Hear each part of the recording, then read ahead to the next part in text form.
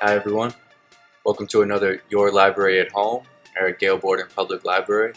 I'm Andrew Moore and I'm broadcasting from Studio 270. That's our teen center here at Gale Borden Library. And today we're going to talk about digital distribution. That's how to get your music or podcast onto all the streaming and download platforms. There's not going to be much or any tips in this about the recording or editing process. This is for once you've already gotten past that. And if you're wondering how to get your content out there on the internet to as many places as possible, I'm going to tell you how to do that. Well, we're going to start off with podcasting. There's plenty of options out there to podcast. I'm going to talk about a couple of them, and then I'm also including a resource to a blog that I found that compares plenty of different platforms, some monetized, some free, and you could do some research of your own as well. But we'll start off with SoundCloud.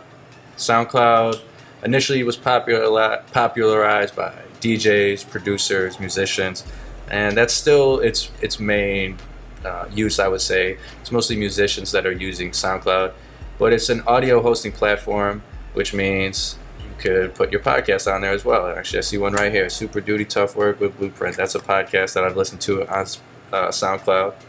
SoundCloud's pretty easy to use. Just go up, press this upload button here.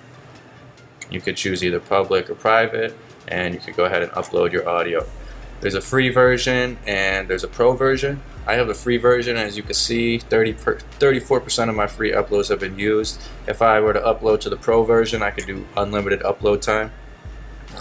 SoundCloud is a good option if you're just starting off because it's free. If you upgrade to pro, then again you could get monetization, you could get more analytics, things like that, which are some of the things that you want to consider when you're choosing what platform that you do want to use.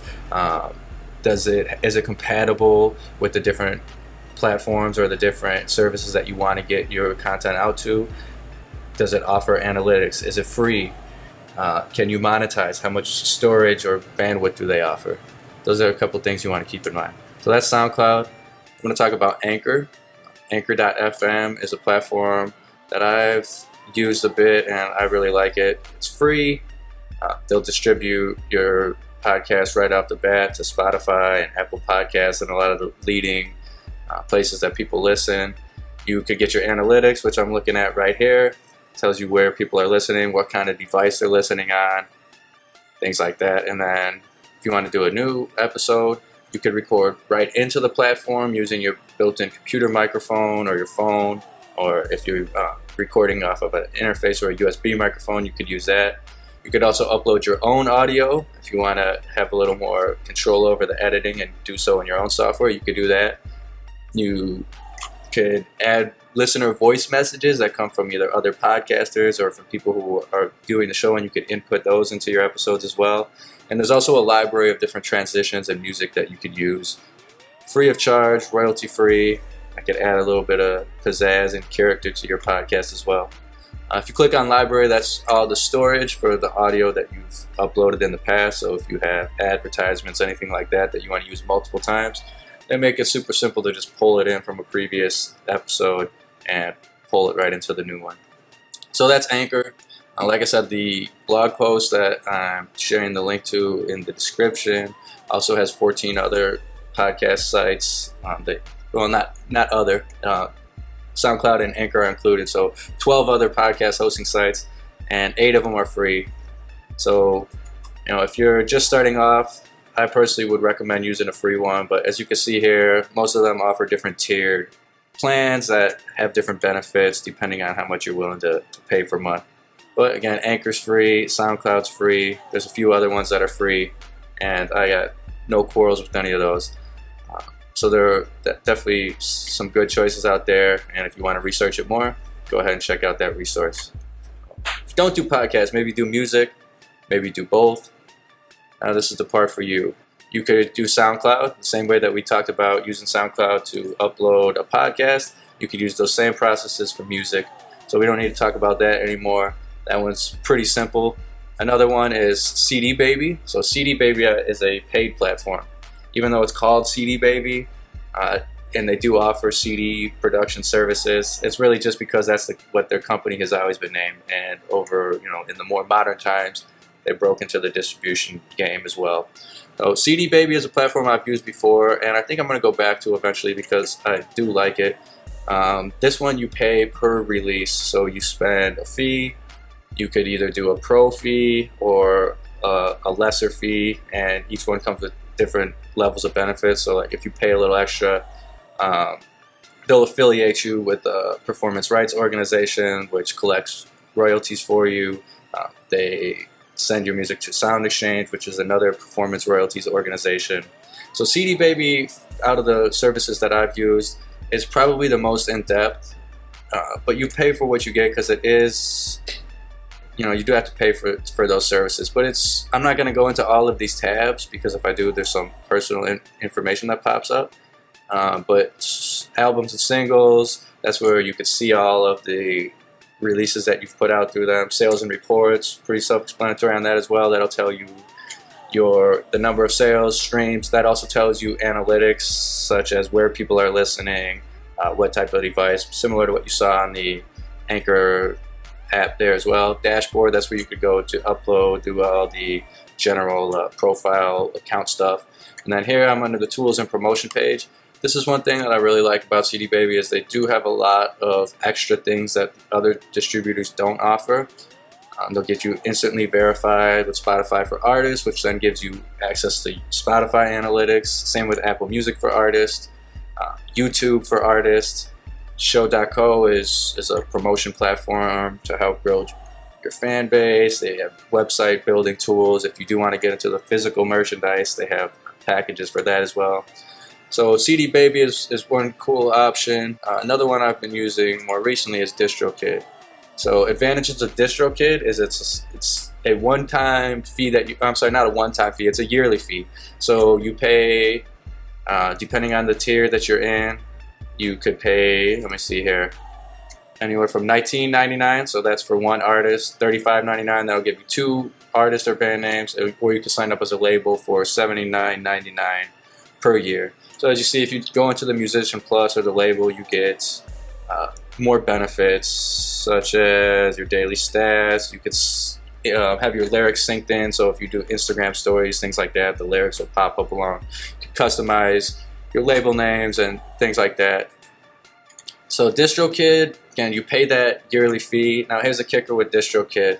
If you upload a single or an album through DistroKid and you don't pay the fee the next year, they will take the music down. Well, I guess it's no guarantee that they'll take the music down, but they reserve the right to take the music down if you don't pay that fee. A way to get around that, you see if I hit this upload button down, this is, once you upload, it'll ask you where you want to distribute to, the number of songs, and you input all that information. But as you get to the bottom here, extras, optional, right? So some of these are free extras, other ones cost per year. If you do, or this one is what I'm going to talk about, the Leave a Legacy fee. That's $29 for a single. I think it's $49 for an album. I might be wrong on that one.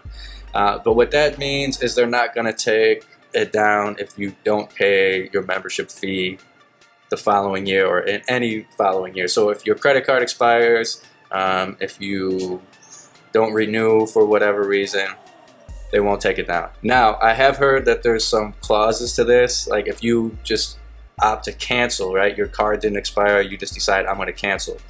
I've heard that they still reserve the right to take it down. So be smart with the Leave a Legacy, and what I would recommend is that if you do opt to go to a different distributor, that you just let that, and you have used the Leave a Legacy feature add-on, that you just let that card expire, and then you'll be all good. You could switch to whatever distributor you want, and once your card expires, and you don't have to continuously renew with DistroKid.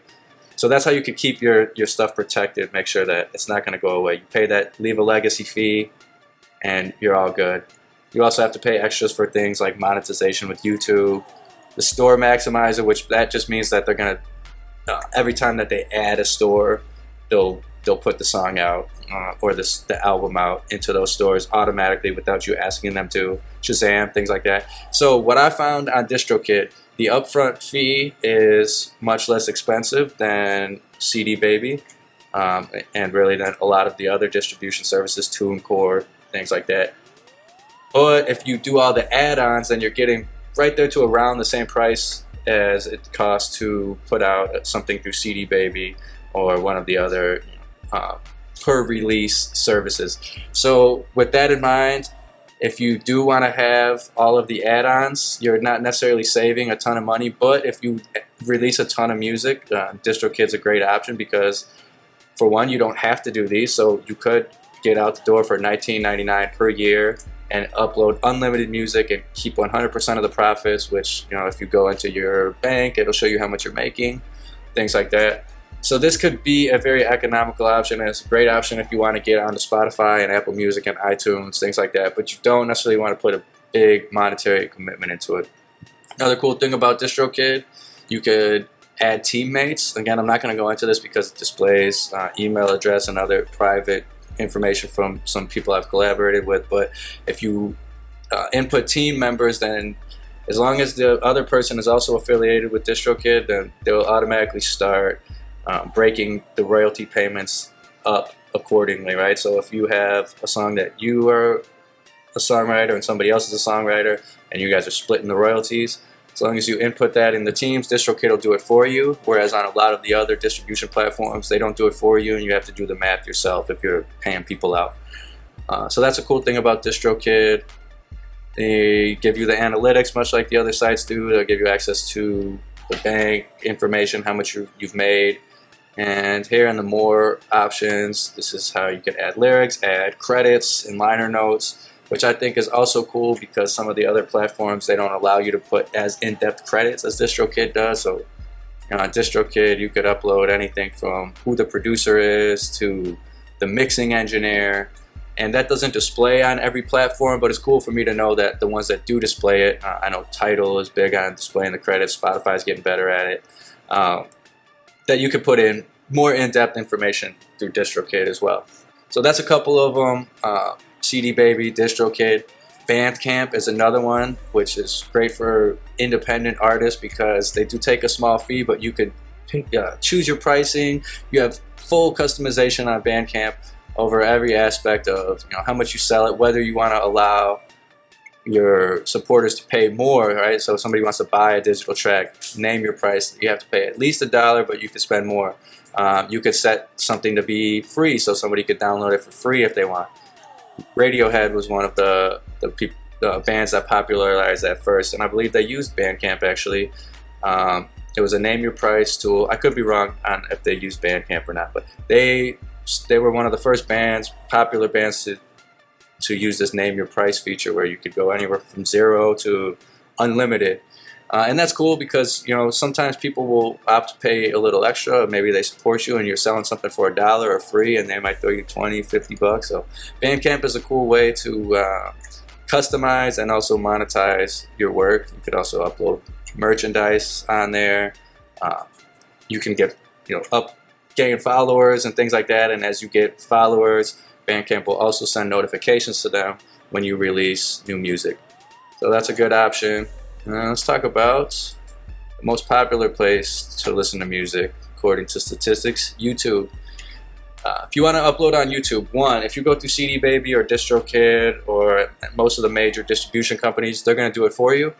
They're going to have what's called a topic page where your music will show up on YouTube after that. But if you want to upload yourself, simple enough. You just need a YouTube account, go to this little camera button with the plus on it, and upload video. So if you're doing music, you need to have something,